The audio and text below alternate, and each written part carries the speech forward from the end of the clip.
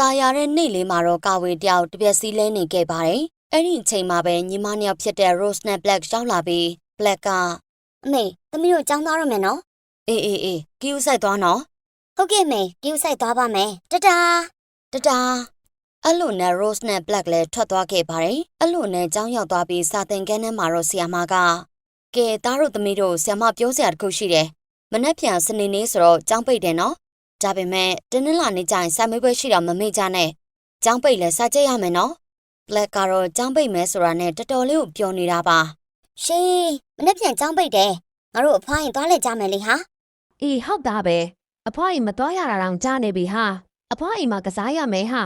အဲ့လိုနဲ့မနက်ကနေညနေဖက်ရောက်သွားပြီး Black နဲ့ Rose လည်းအိမ်ပြန်ရောက်လာခဲ့ပါတယ်ညစာစားချိန်မှာတော့ Rose ကစပြီးအမေမနေ့ပြန်သမီးတို့အဖွားအိမ်သွားလဲရအောင်လေမနေ့ပြန်ကြောင်းသွားမှာမဟုတ်ဘူးလားအမေမေးနေပြီထင်တယ်မနေ့ပြန်စနေနေ့လေအမေရဲ့ဟုတ်သားပဲအမေမေ့နေတာအမေလည်းစေးတောက်ရတော့မှထင်ပါတယ်သွားမယ်နော်အမေလိုက်ဖို့မယ်မလားလိုက်ဖို့ရမှာပေါ့အဖွားအိမ်မသွားတာကြာပြီပဲရှင်ပျော်လိုက်တာအဲ့လိုနဲ့ည10နာရီလောက်မှာတော့ Black ကဟဲ့ Rose နင်ဝတ်စားလေးပါလေမထုတ်သေးဘူးလားအနက်စော်ကြီးသွားရမှာနော်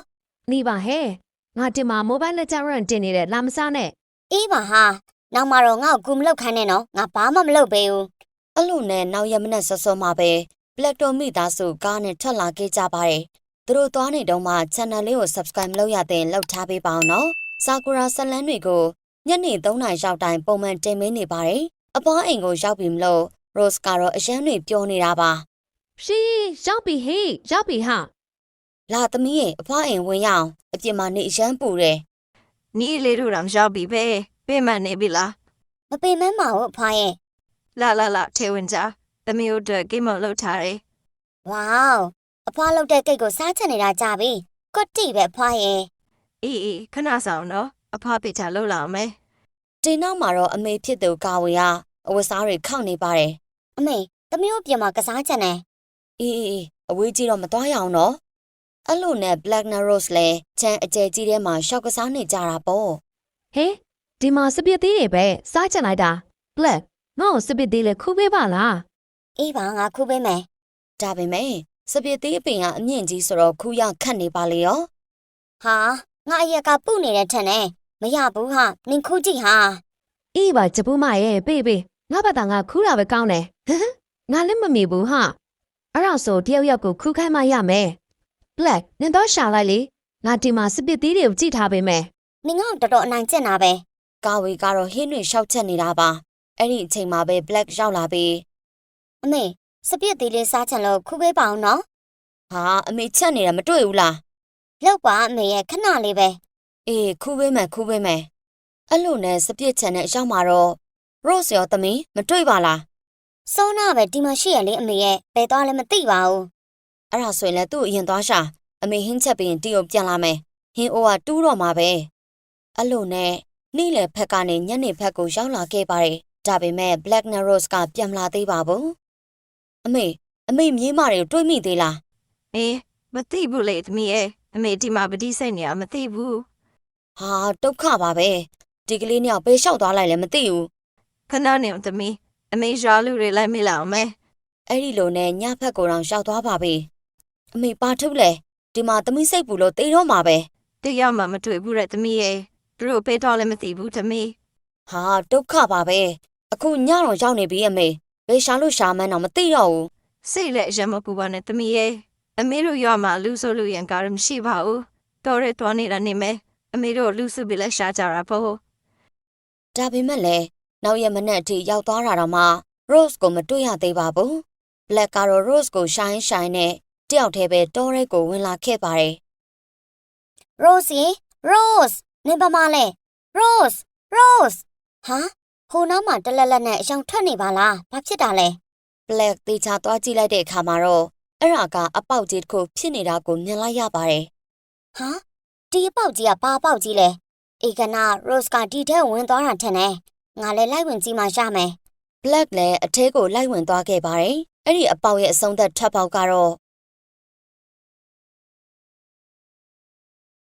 ဝေါဘလို့နေရာကြီးကိုရောက်လာတာလဲဟာဒါနန်းတော်ကြီးမလားဟုတ်တယ် ဒါပုံမြင်တွေထဲကနန်းတော်ကြီးပဲမိုက်လိုက်တာဟာ Black လည်းတယောက်တည်းပဲပုံပြင်ထဲကနေရာကြီးကိုမကြောက်မလန့်နဲ့ဝင်လာခဲ့ပါတယ်အဲ့လိုဝင်လာတုံးမှာပဲနင်ဘသူလဲ သမီးက Black ပါသမီးရဲ့အမ Rose ကိုလိုက်ရှာနေရပါသူပျောက်သွားလို့လေဒီတဲများရောက်နေမလားလို့လာရှာတာပါတခြားရွေချက်မရှိပါဘူး အော်ဟိုစပင်းနီနီနဲ့ Rose ကိုပြောတာလား ဟုတ်တယ်မသူကသမီးရဲ့အမပဲဒါနဲ့အမပုံမြင်တဲ့ Cinderella နဲ့တော်တော်တူရဲ့နော် တူမှာပေါ့အမပုံမြင်တဲ့ Cinderella ပဲလေ အမ Cinderella နဲ့တော်တော်တူတယ်ဒါပေမဲ့ဒီခေတ်ကြီးမှာပုံမြင်တဲ့ Cinderella ရှိသေးလို့လားအမရဲ့ ရှိတာပေါ့ရှိလို့သမီးမြင်နေရတာပေါ့ကဲပါသမီးရဲ့အမ Rose ကိုရှိုင်းနဲ့အမရဲ့နန်းတော်ကြီးကိုခဏမလဲချင်ဘူးလား ဝေါလဲချင်တာပေါ့အမရဲ့သမီးတီကိုရောက်လာတဲ့ကနန်းတော်ကြီးကိုကြည့်နေတာအပြင်ကကြည့်တာတော့အရန်လှတယ်အမရဲ့အထဲမှာဆိုရင်တော့ဒီထက်လှမှာ ဒါဆိုအမနောက်ကိုလိုက်ခဲ့ Rose ကိုလည်းရှာမယ်နန်းတော်ထဲကိုလည်းရှောက်သွားကြတာပေါ့ကောင်းတယ်မလားအဲ့လိုနဲ့ Cinderella နဲ့ Black လည်းနန်းတော်ထဲကိုရှောက်သွားနေကြပါတယ် အမ Cinderella ဒီညာအရန်မိုက်တယ်နော်အယုတ်တွေကအစ်စ်တွေလားအမ အဲ့ဒီအချိန်မှာပဲ Black ရဲ့ပိုက်ထဲကပိုက်စာလွန်းလို့တကွီကွီမြည်နေတဲ့အတန်တွေထွက်လာပါတယ်ပိုက်စာညာလား Black ဟုတ်တယ်မ Cinderella သမီးဘိုက်စာနေရကြပြီ အဲ့ဒါဆိုရင်လည်းအမနောက်ကိုလိုက်ခဲ့အစားစားပြီးမှ Rose ကိုဆက်ရှာကြတာပေါ့မဟုတ်ဘူးလား အမလေ Cinderella ပုံမြင်တဲ့အတိုင်းပဲလှလဲလှတယ်သဘောလဲကောင်းတယ်ကျေးဇူးပါမရဲ့ အဲ့လိုနဲ့ Cinderella နဲ့ Black လည်းအကောင်းဆုံးအစားအသောက်တွေကိုထိုင်စားနေကြတာပေါ့စားပြီးသွားတဲ့နောက်မှာတော့ Cinderella ကကဲဘိုက်ပြည့်နေဒီမှာခဏလေးနှောင်းအခန်းကိုတစ်ချက်ရှိုးလာအောင်နော် ဝေါအခန်းကြီးရရှယ်ပဲအမ Cinderella ရဲ့ဒီလောက်ကြီးတဲ့အခန်းကြီးမှာနားရမှာလားကျေးဇူးပါမရဲ့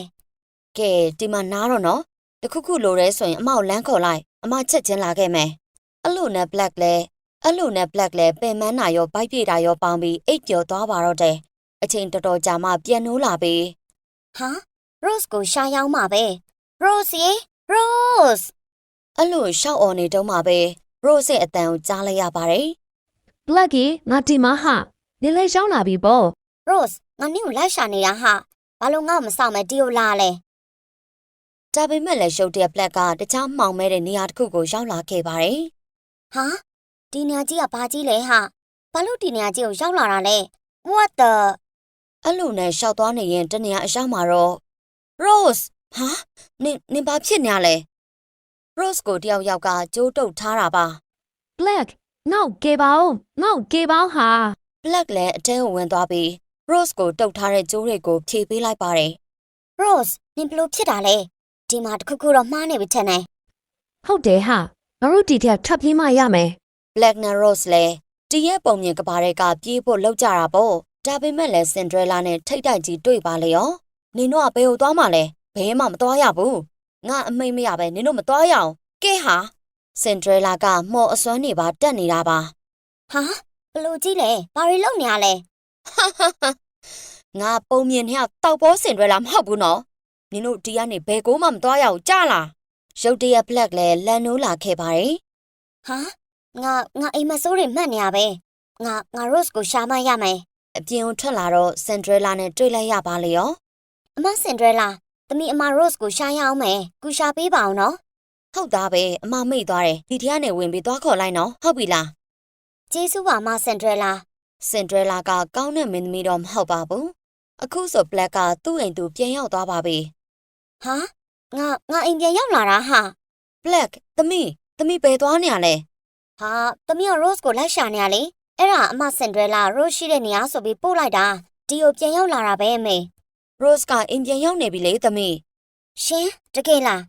အော်အမ Cinderella အဲ့ဒါကြောင့်ဒီကိုပို့လိုက်တာနေမယ် Rose ငါမှတော့နင့်ကိုလိုက်ရှာလိုက်ရတာဟာ ဒါပေမဲ့ Rose ကဒီဘက်ကိုလှည့်လာတဲ့ခါမှာတော့မျက်နှာတစ်ခုလုံးကသွေးတွေနဲ့ပြည့်နေတာပါ Black လည်းအရန်တွေလန့်သွားပြီ